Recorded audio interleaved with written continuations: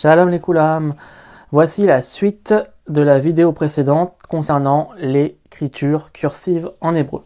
Alors, on va continuer avec les lettres hébraïques. Maintenant, on va parler du lamed. Le lamed s'écrit comme ceci. Je pars d'un point, je forme une sorte de rond et ensuite je monte pour former une sorte de courbe qui va descendre. Donc pareil, je continue, je pars d'un point, je forme une sorte de rond et ensuite je vais descendre pour former une courbe. Voilà, une courbe qui descend vers le bas. Voilà comment on forme le lamed. Pour aller plus vite, hop. Voilà. Voilà une petite idée pour le lamed, comment ça se forme en lettres cursives. Le lamed se prononce comme un L. Ensuite, on va passer à deux autres lettres.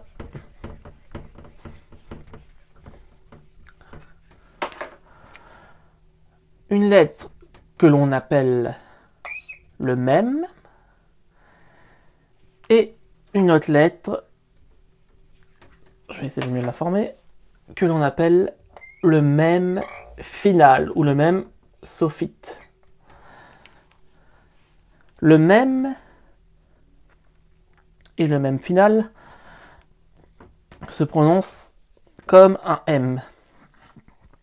Cependant, ils n'ont pas la même forme, comme on peut le voir. Le mem, donc, on fait une sorte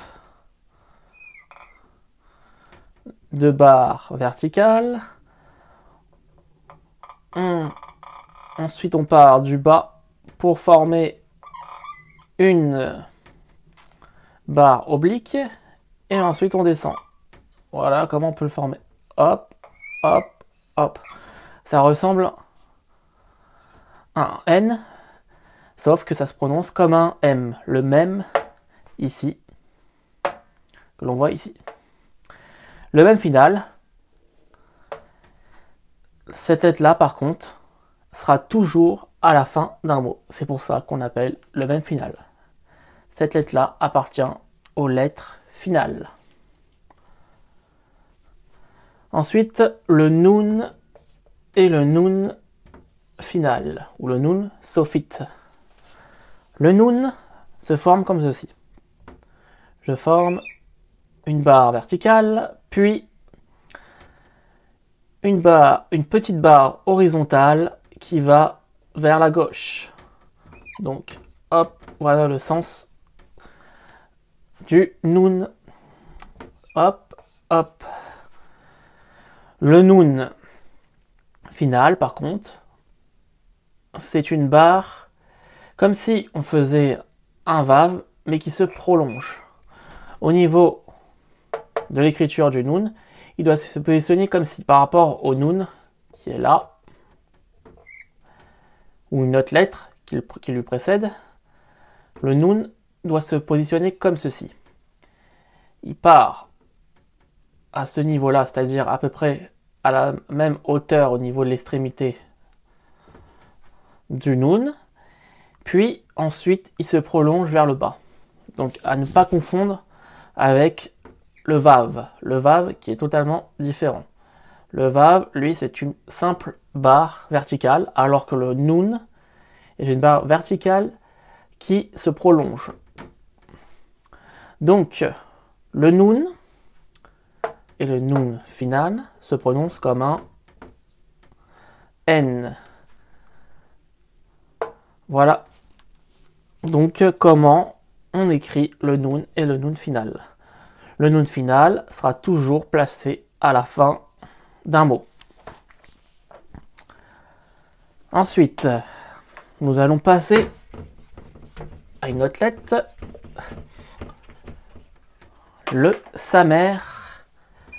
Le samer, très simple, une sorte de O que l'on dessine. Hop, Ça ressemble à un O. Donc on fait une sorte de cercle, de petit cercle. Le saber se prononce comme un S en hébreu. Le Aïn. Le Aïn, alors, le Aïn appartient aux lettres gutturales. Ce Aïn là est muet en hébreu moderne. C'est une lettre muette. Cependant, quand cette lettre est accompagnée d'une voyelle, cette lettre-là va prendre la prononciation de la voyelle. Donc c'est une lettre muette au niveau du son, mais ça va prendre la prononciation de la voyelle. Par exemple, si je mets cette voyelle-là, ce petit point, ça formera le son I. Voilà comment on peut prononcer le Aïn avec une voyelle. Deux autres lettres. Le F ou le P. Et ensuite, trois autres lettres, pardon, ce qu'on appelle le F final. Alors, le F, pardon, s'écrit comme ceci. Je pars d'un point et je forme une espèce de spirale, comme si c'était une spirale. En fait, la spirale va aller dans ce sens-là. Hop. Je refais, je pars d'un point, je continue la courbe et ça se prolonge vers la gauche. Voilà comment le sens de la flèche par rapport à l'écriture de cette lettre, ça s'écrit. Donc, je continue. Voilà comment ça s'écrit. Le F, pareil. Donc le P ici, ça se prononce pareil. Ça s'écrit pareil que le F. La même chose, sauf qu'ici, on rajoute un point au centre de la lettre, ce qui donne une prononciation différente du F. Le F va se prononcer comme un F, alors que le P ici va se prononcer comme un P. Voilà la prononciation. Ensuite, nous avons ce que l'on appelle le F final. Le F final est l'équivalent donc du F, sauf que cette lettre-là sera toujours à la fin d'un mot, ce qui se prononce comme un F au niveau de la prononciation. Donc, le F final, comme le Nun final, se positionne toujours à la fin d'un mot.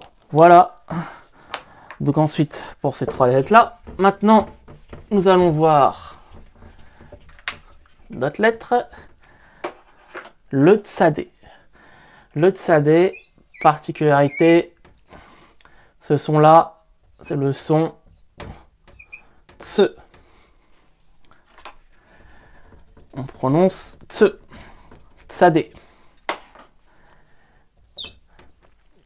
Ce Tsadé-là, comment on va l'écrire? Donc on part d'un point, on fait comme si on écrivait une sorte de 3. Voilà, comme ça. Hop. Et hop. C'est une sorte de 3 qu'on écrit. Donc le sens, voilà comment on part. On part de ce point-là, d'un point, et ensuite on fait une sorte de 3. Donc un tsadé. Hop. Ce n'est pas grave s'il n'est pas parfait, mais important c'est de bien mettre en évidence que c'est un tsadé. Donc ça, c'est vraiment cette forme-là. On a le tsadé et le tsadé final. Le tsadé final, donc là, pareil que le nun final ou que le F final, le tsadé sera toujours positionné en fin d'un mot. Donc, comment on l'écrit? Je pars d'un point, je fais une sorte de courbe qui va monter, ensuite je vais vers la gauche pour former une sorte de boucle. Cette boucle-là va descendre pour ensuite former une boucle qui ne va pas arriver jusqu'au bout. Donc en fait, ça se marche comme ça. Hop. C'est une sorte de boucle inachevée, quoi, on pourrait dire. On pourrait même faire comme ça. Hop. Voilà comment on forme le tsadé. Donc, le tsadé se prononce pareil que le tsadé final se prononce pareil que le tsadé tse. Donc, ici j'ai mis la prononciation. Voilà comment on forme le tsadé final. Passons maintenant au kof.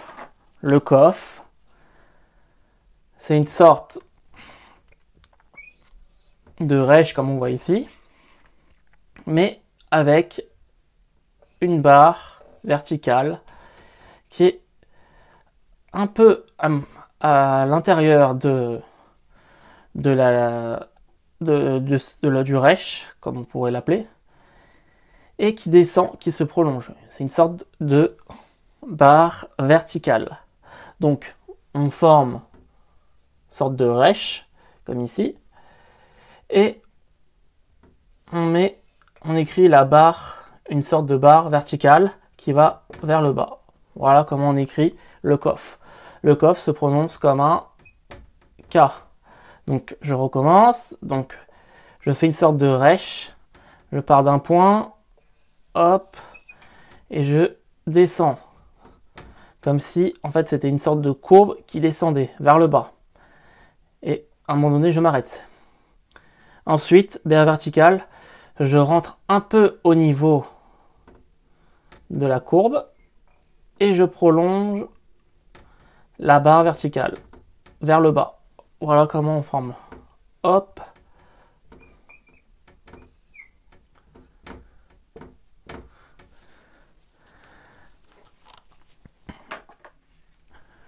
Voilà, donc ça c'est le kof. Maintenant, nous allons voir une autre lettre cursive, le resh.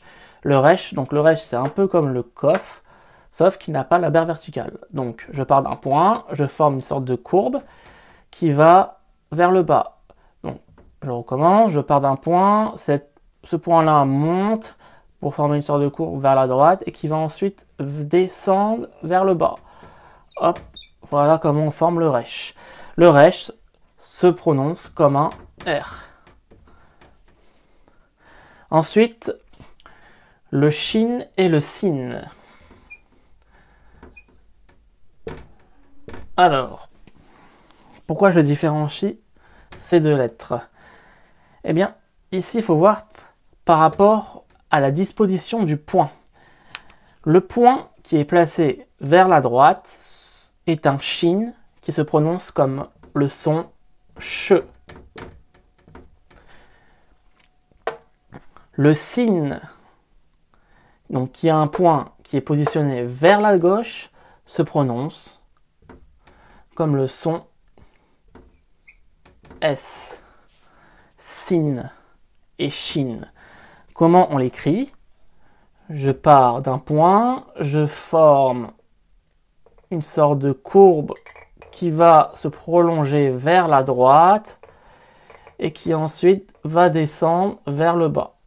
Voilà en fait le sens de la flèche. J'essaye de le bien mettre en évidence. Donc je pars d'un point, je monte et je vais vers la gauche pour ensuite descendre vers la droite. La flèche doit être comme ça. Donc ça doit être hop. Voilà comment former le shin ou le sin. C'est la même forme de lettre, sauf que la disposition du point ne sera pas positionnée de la même manière par rapport au son que l'on veut avoir. Si c'est un sin, on disposera le point à gauche, alors que le shin, on disposera le point à droite, ce qui changera le sens de la prononciation. Alors, ce qu'il faut savoir également, c'est que le point n'apparaîtra pas forcément dans un texte. Donc, il faudra le deviner, ça s'apprend. Si parfois on arrive à le deviner parce qu'on connaît le mot, ou parfois il faudra apprendre le mot en cherchant par exemple dans un dictionnaire pour savoir comment se prononce réellement ce mot-là. Mais, donc c'est la particularité de ces deux lettres. Ensuite, une fois qu'on a vu le shin et le sin, la dernière lettre de l'alphabet, le tav.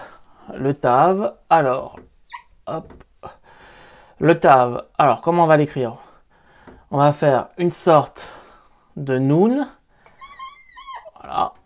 Donc je pars d'un point pour former ensuite une barre horizontale, puis ensuite une barre verticale qui va vers le haut. Ensuite, je pars à peu près à l'extrémité de la lettre pour former ensuite une barre horizontale qui va vers la droite. Et ensuite, une barre verticale. Voilà comment on peut former le tav, dernière lettre de l'alphabet. Donc, hop, hop, hop, hop. Voilà. Le tav se prononce comme un T. Voilà. Ce cours est maintenant terminé. J'espère qu'il vous aura plu. Sur ce, n'hésitez pas à liker cette vidéo si vous l'avez aimé ou bien me laisser un commentaire. Je vous dis les